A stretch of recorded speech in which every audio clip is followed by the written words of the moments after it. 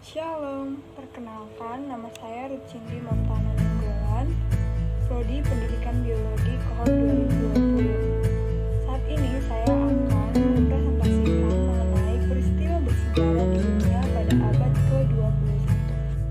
Adapun topik yang saya ambil adalah sejarah praktik aborsi. Apa itu aborsi? Aborsi dalam bahasa Latin adalah abortus, yaitu berhentinya kehamilan sebelum usia kehamilan 20 minggu yang mengakibatkan kematian janin.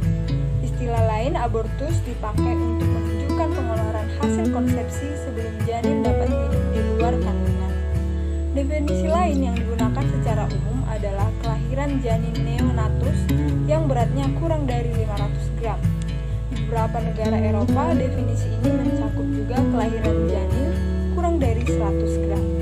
Ada dua cara untuk melakukan aborsi atau abortus, yaitu yang pertama dengan non-medis dan yang kedua adalah dengan medis. Nah, contoh dalam non-medis yang pertama, minum jamu, kemudian pijat kandungan, kemudian makan nanas muda, melakukan olahraga berat, dan melompat-lompat dari tempat yang tinggi. Kemudian dalam medis, yang pertama adalah obat-obatan hormonal, yang kedua menstrual regulation, yang ketiga kuretase, yaitu menggunakan alat kureta untuk mengeluarkan jaringan dari dalam. Pada abad 21 ini, gerakan pro-aborsi kembali menguat dan erat kaitannya dengan gerakan feminisme di negara barat. Gerakan feminisme merupakan suatu gerakan perempuan yang menuntut adanya kesamaan dan keadilan hak dengan pria. Negara Jepang dan Eropa Timur menerapkan legalisasi aborsi dengan alasan pembatasan jumlah penduduk. Kasus aborsi yang biasanya terjadi disebabkan oleh kehamilan yang tidak diinginkan dalam kasus hamil di luar nikah, ketidakmampuan ekonomi, kurangnya dukungan keluarga, hingga masalah dengan pasangan. Selanjutnya kita akan masuk dalam pembahasan kronologi praktik aborsi di dunia. Yang pertama, zaman Kekaisaran Cina kuno. Ramuan-ramuan obat-obatan untuk menggugurkan kandungan sudah dikenal sejak zaman Kekaisaran Cina kuno, yakni zaman Kaisar Sannu yang hidup sekitar tahun 2000 sebelum Masehi. Rumus ramuan obat-obatan yang diramu oleh Suis atau Mercury itu dapat ditemukan dalam arsip perpustakaan Kekaisaran. Dipercayai bahwa praktik aborsi itu sudah dipraktikkan lama sebelum Kaisar Sannu.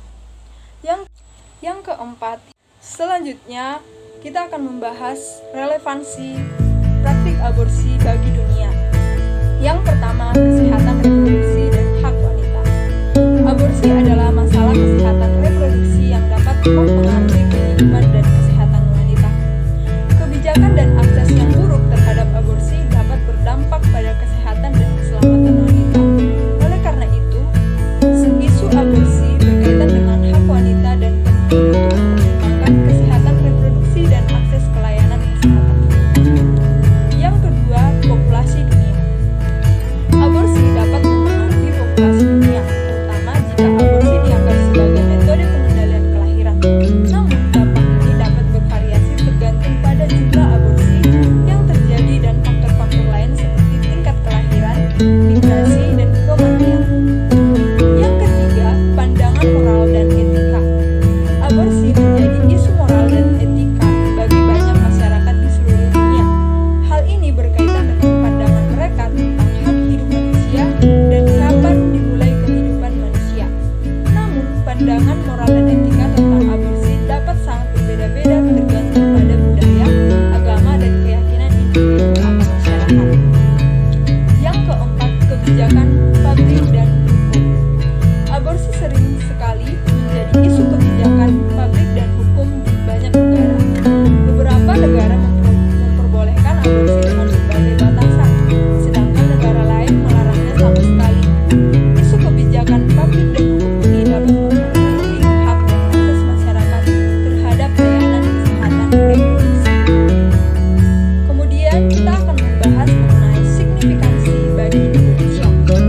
Yang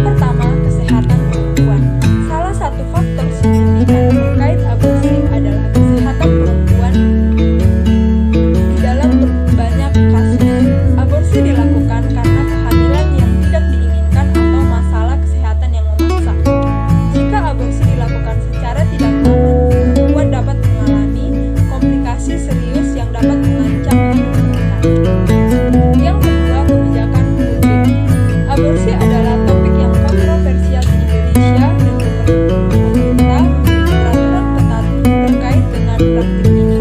Namun, meskipun di Indonesia aborsi ilegal, praktik ini tetap banyak dilakukan secara sembunyi-sembunyi dan tidak aman.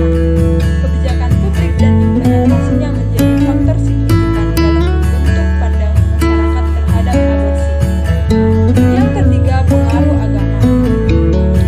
Indonesia adalah negara dengan mayoritas penduduk yang beragama, dan agama memiliki pengaruh besar dalam kehidupan masyarakat.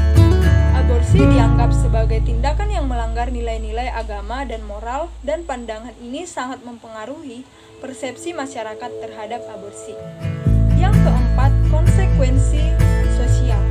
Aborsi dapat memiliki konsekuensi sosial yang signifikan bagi perempuan dan masyarakat.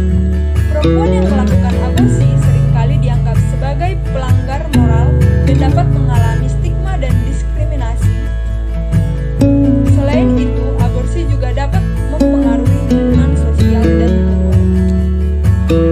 Selanjutnya, mengenai artefak bersejarah dari praktik aborsi, yaitu Museum Kontrasepsi dan Aborsi di Austria.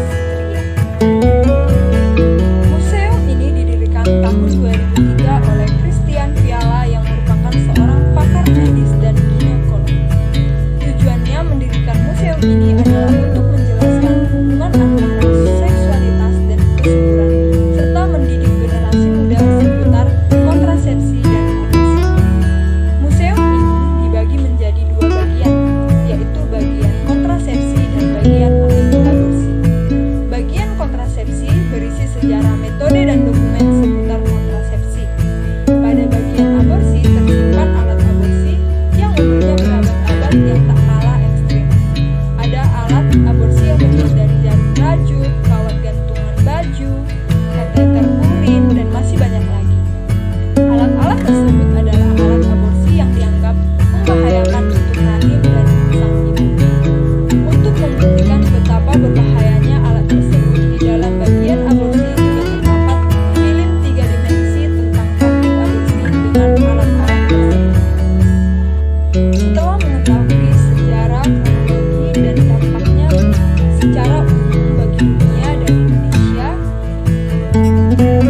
kita dapat refleksi bahwa pentingnya pendidikan seksual yang holistik dan komprehensif.